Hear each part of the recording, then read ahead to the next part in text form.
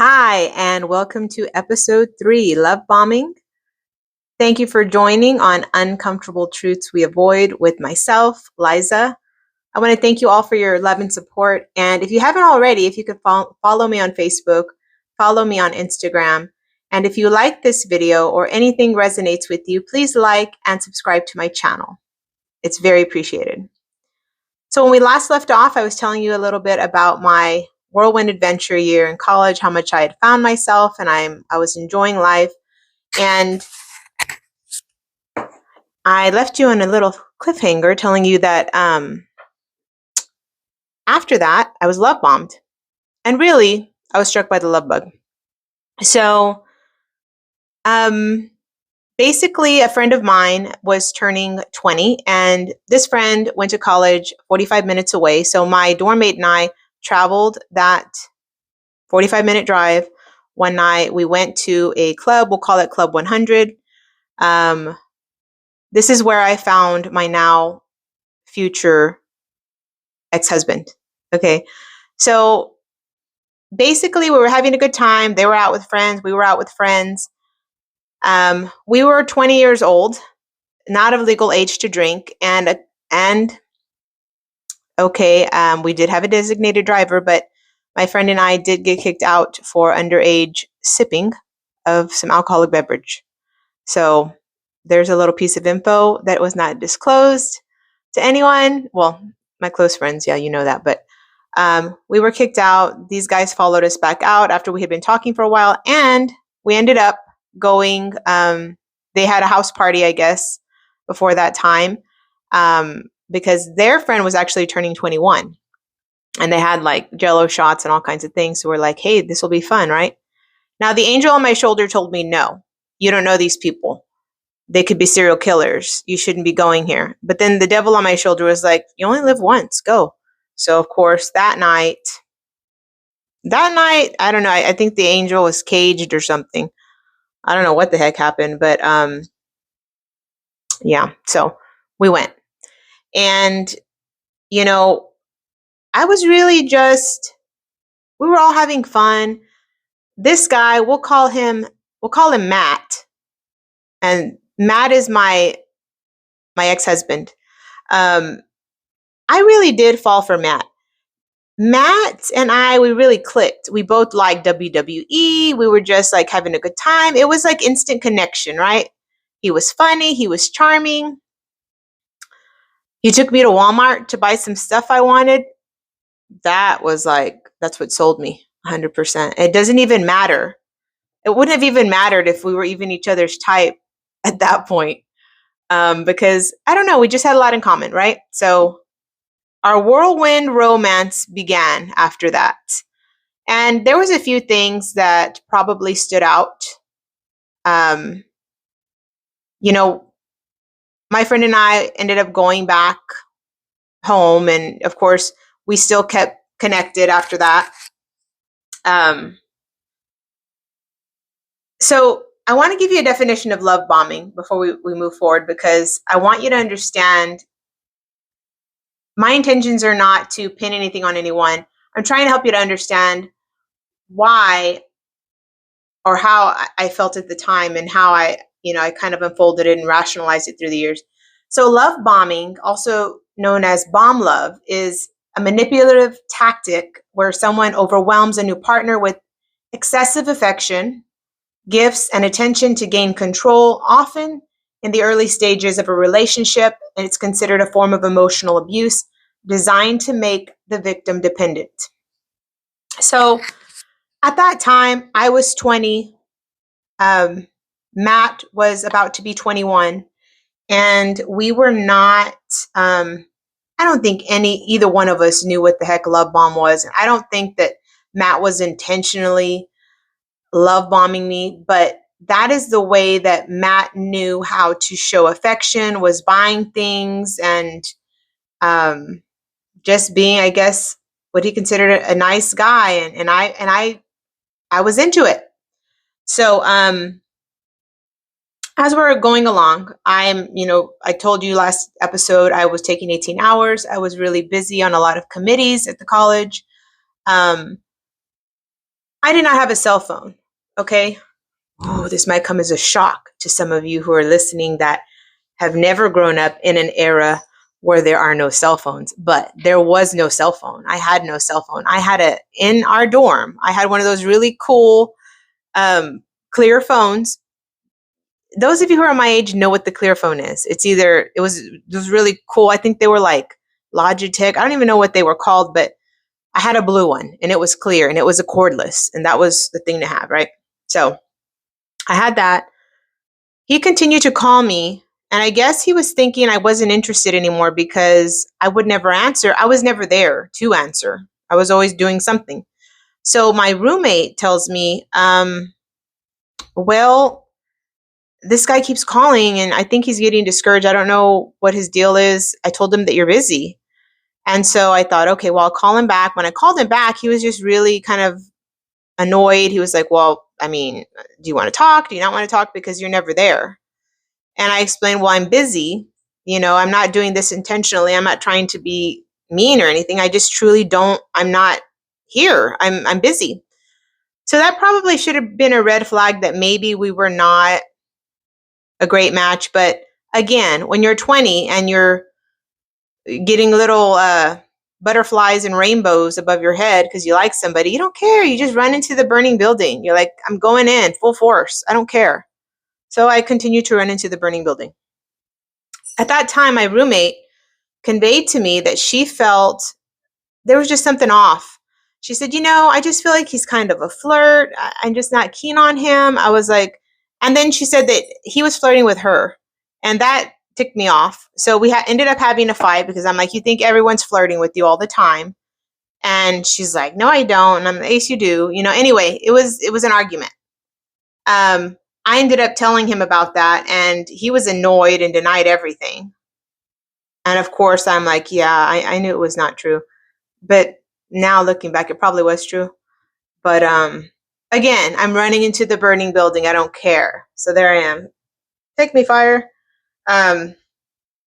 We continue on. Okay. Were there red flags? Yeah. But, I felt that him buying gifts and giving me excessive attention and all that was just him being nice, I thought. And remember, I had not had a relationship before. So I was going all in. I thought this is what a relationship was. It was my first true relationship, and I was going all in. During the course of, and I'll tell you, this was 2000, the year 2000, okay? We met in February. This was probably mid-February that we met. By the time May came around, he had already invited me to move in with him, which I was going all in. I figured I'll move in. I'm going to put a pause on college. That pause turned into a while. And by June, we wanted to have a child together. I know. This is getting irrational. It's getting like ridiculous, right? I know what you're thinking. We wanted to have a child together. We weren't married. We hadn't known each other very long, but we were ready to have a child. What? Yeah, so we started trying to have a child. We got pregnant instantly because guess what? I'm fertile Myrtle. I'm 20. So yeah, here we are. Then not too long after that, he proposed. It's all happening so quickly. This is in 1 year, okay? And I didn't want to get married. Part of me just didn't want to do that. Why is my pinky doing this? I look like that evil genius. I'm gonna tuck that in. I didn't want to get married because I just didn't. I felt like it was kind of scary. But remember, I got pregnant at the end of summer. As my due date is approaching, I am feeling nervous. And I'm thinking, I don't know. I'm just thinking I need to get married probably because I don't want my child to be born. I don't want to have a different name. That was my thing. I didn't want to have a different name. So we end up getting married in December. Our child is born in January. So maybe I'm off on my timeline. Maybe we decided to have a baby right away. I don't know why. I'm baffled by the fact that I was okay with just, I'm going full speed ahead, man. Like, and you remember I told you last episode, I was thinking, man, I'm behind. I need to catch up. This is happening extremely quickly. So relationships that happen in such a fast pace, I'm not saying they're going to be doomed, but I am saying that there's a possibility that they may not last very long. Okay. And I don't believe, I do believe I was being love bombed in some ways, because I just, you know, I was just being flattered with gifts and compliments, and I was just so happy, and I was falling in love. And it didn't matter whatever flags I saw. He could have been wrapped in a red flag, and I still would have gone through. Like I said, I was running into a burning building. But at the same time, I don't feel like my now ex-husband was an evil villain plotting to love bomb. I don't think he knew what that was either. And I think he was loving the only way he knew how to love. And I was accepting that love, and we were just too ridiculous. It's like that song, Young, Dumb, and Broke. Have you ever heard that song? If you haven't, listen to it. I don't know who sings it. So we're talking about love bombing, but I truly don't believe, even though I say that I feel like I was love bombed, I was 20 years old. My ex-husband, Matt, he was 21. We were both young, dumb, and falling for each other. So I don't believe that he was an evil villain who was plotting to love bomb me. I'm not saying that. What I'm saying is that sometimes, we don't realize what our love style is. He was showing me, love the only way that he knew how to show me. And he was only, 21. So it's not like he thought, oh man, I'm going to love bomb this girl. I don't think he thought that. And I really wasn't, I didn't even know what love bomb was at the time. But there were a few things, that I should have questioned. How does someone who's 21 years old have so much life experience with different jobs and different things? It really didn't add up, but I didn't really question anything because, again, I really liked him. So, have any of you ever felt this way? Have you ever fallen fast and hard for someone and just you went down this path that you never would have taken otherwise, but because you're falling in love or so in love, you become someone you're actually not? And sometimes when we take those roads and we, we do things we wouldn't normally do, or we run into the fire, right? Sometimes it can lead to a relationship that probably wasn't well thought out, a relationship that more than likely won't stand the test of time. But I'm not saying that all relationships that were built in less than a year, like mine, are doomed to fail. I'm not saying that because, there might be one of you watching out there who had a glorious marriage that's still going, and it started just like mine. But in my case, sometimes it feels so dreamy and it feels so magical, right? I remember, on one occasion in the beginning, I believe I went to the military ball. I'm not even sure.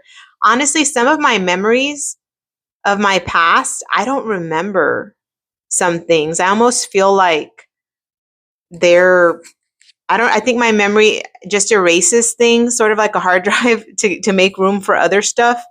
Because I can't remember. I don't even remember why I went to the military ball. I don't remember. I think it had something to do maybe with my sorority, or I don't know. I'm not sure.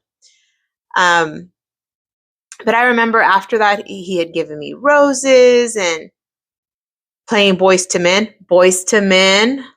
Okay.